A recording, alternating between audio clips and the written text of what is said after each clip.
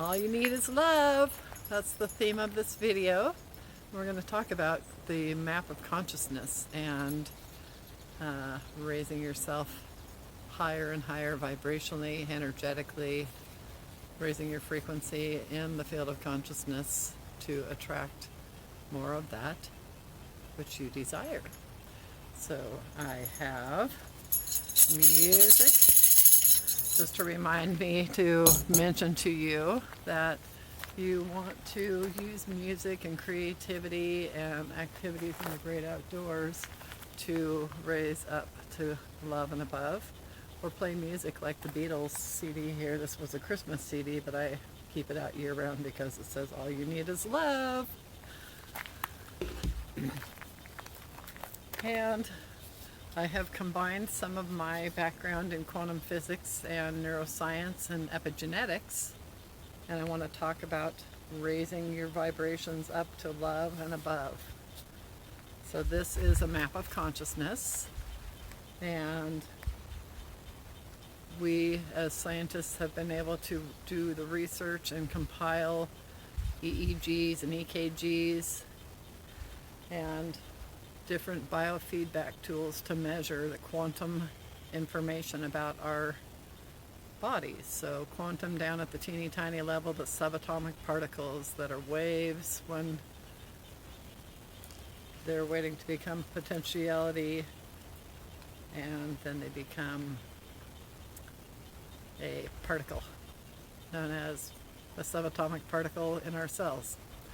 And we want to raise our electromagnetic energy to a higher level. This map of consciousness, I've used the Hawking scale, but there are a lot of maps of consciousness ratings from many, many different health practitioners, scientists, medical professionals, showing that commonly found in the signature of vibrations that are down at a frequency. This is a scale of 0 to 1000. 0 is dead. 1000 is super gamma, super consciousness. When we raise, if we're down constantly in the energy of suffering, or even worse, shame, guilt, apathy, we might be vibrating down at 20 or 30 or 50. And throughout the day, we're going to pop around at different places. This conversation is about what is your average energy that you're sending out to those around you, to your pets, to your plants, to your family, to yourself, to your cells. And from a health perspective, as I'm a health scientist, we want to raise our energy up to maximize our health outcomes. Quite frankly, this ties in well with, I teach stress management to improve health outcomes related to chronic stress. So here we have, going up the scale, if I'm regularly worried about things, I'm in fear. If I have a constant desire, like I have to get something more, I need more, I need more, I need more, but at least it's a desire as opposed to down here in apathy or shame. If I want desire more, that's still kind of down in the getting by section. We're not in suffering down here, but we're in getting by. And then as we move into anger, you know, the 4 stages of grief or breakups or major changes in life, when you're down in complete grief, you may feel completely energy drained, completely depressed, completely unmotivated, and not sure why you're even here. But as time goes by and you do some healing, there might be fear about your passing or something. If you were in grief about losing a loved one in death or so, then you might move up in fear, like, oh, I hope I don't get that same thing. That might be a level of fear. You might be moving up to desire. I desire to focus on the joy-filled memories of my loved ones, because those memories never die. We might be moving up to anger. Maybe angry that we didn't appreciate our loved ones more so while they were there. You might be angry with ourselves, you, me, we. Pride. We might be too proud to say that we're still really sad years after loved ones died. But we're still moving up in the energy. So why would pride be better than apathy? Apathy and suffering is where diseases set in and our systems quit working as well. Simply put, up here is better health, restoring, rejuvenation, growth. Halfway here and down, we'll talk about that. Down here is negative health, up here is positive health. Both mental, it's psychophysiological health measurements of all sorts. We have, going on up, pride might be that you're proud that you spent time with your loved one while they were in the hospital, for example, or something, and that's better than feeling complete grief where you just don't even want to really carry on, or whatever the level of grief is. Ultimately, it's an energetic level, and these are just words. Words are simply letters, and in many different languages, this word means something different to somebody else. So it's really an energetic reading as opposed to getting hung up in exactly which word is tied to each vibrational frequency. But the overall information to know is the higher our frequency, the better our health, the better our mind, the better our connection to infinite intelligence and creativity and confidence and joy and the craving for living a passion-based life. So here we go up from pride up to courage. We're at 200. We're starting to flow without all of the chaos in our body from being out of coherence.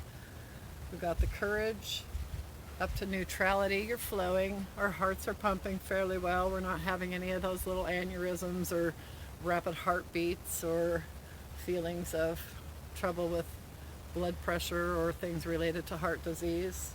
We are feeling mentally clear. We're not all that excited in neutrality, but we're not depressed. We're just kind of neutral. And again, these things hop around. It's the average of where you're at that is the goal to focus on. Like, am I on average in love and above, in love with the lessons that come by in life, even if they're really hard, tough lessons? Do I love that I understand they're just lessons and I'm to look for the silver lining in everything? And here we go up. There's willingness. I'm willing to learn and grow, maybe, or I'm willing to accept that all of us die, for example, in this hypothetical where I'm going through grief with a human loved one dying, or a pet, or a lifestyle, or something. Sorry. So we're in acceptance. We might be in reason. We might be reasoning, trying to reason with life, trying to reason with something we used to blame ourselves about, down in guilt and shame and just apathy or giving up, our grief, our fear, desire, anger, pride, courage, neutrality, willingness, acceptance. Now we're trying to reason our way up. So we say, I want to have better health. I want to raise my energy because I can reverse my aging somewhat, and I can lose weight, and I can increase my intimate levels, and I can increase my mental strength and being able to hold on to memories better. And then we go up to love at 500 on a scale of 1,000. When you get to love, you're moving up into living the wisdom of the Tao, Taoism, or just peace, health, wealth of gratitudes. Then you move up to joy. Joy is at 540 on the Hawkins scale, but again, there's lots of different maps of consciousness. This just happens to be one of many people who've created a map that they've measured out on the biofeedback tools like we have at HeartMath. Up to peace. peace is even higher than joy and love and reason and acceptance. Peace feels more of an observer, almost like an angel floating over what you might call the rat races of the day, from our own standpoint, and maybe from somebody in our house, maybe someone we work with, someone we travel with, that now we're more of like observers of all this, and we're just in awe of the magic of the miracles of life and creation. And enlightenment at 700, we're moving up to super consciousness and super gamma. So our frequency is really high, but it's very coherent. All systems are in line with each other. Your heart waves are coherent with your brain waves, your pulse rates. All of the organ systems are oscillating in a coherent, synchronistic way, and you're ready to take on something really exciting. So it's up here where you're not sleeping, you're not in a meditative state, which are awesome things, but this is about being wide awake and excited and energized, and having rest, treasuring time out from life with on our lovely pillows or wherever we rest.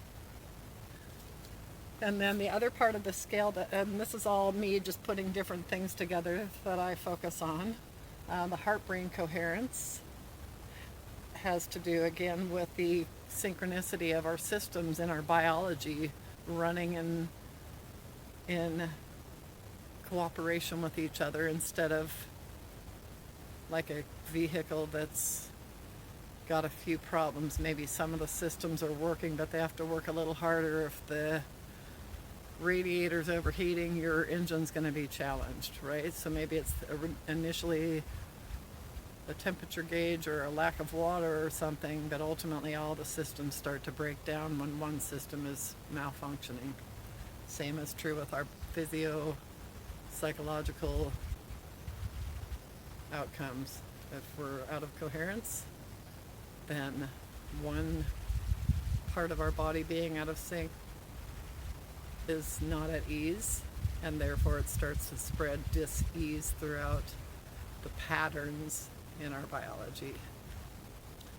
So when we're at the flow level of neutrality, if we can just get to neutral instead of stress, quiet little stress is still stress, loud stress is still stress, just kind of medium-sized stress, it's still stress. It's all down in here. What happened on the news today is way down here. But if you pop in there super quick and then you pop up here consciously, you're going to be okay. You just don't want to habitually hang out in any of these areas down here. Quite frankly, you're committing a slow suicide. It's breaking down your body. It's dis-ease. It's a lack of ease within your systems.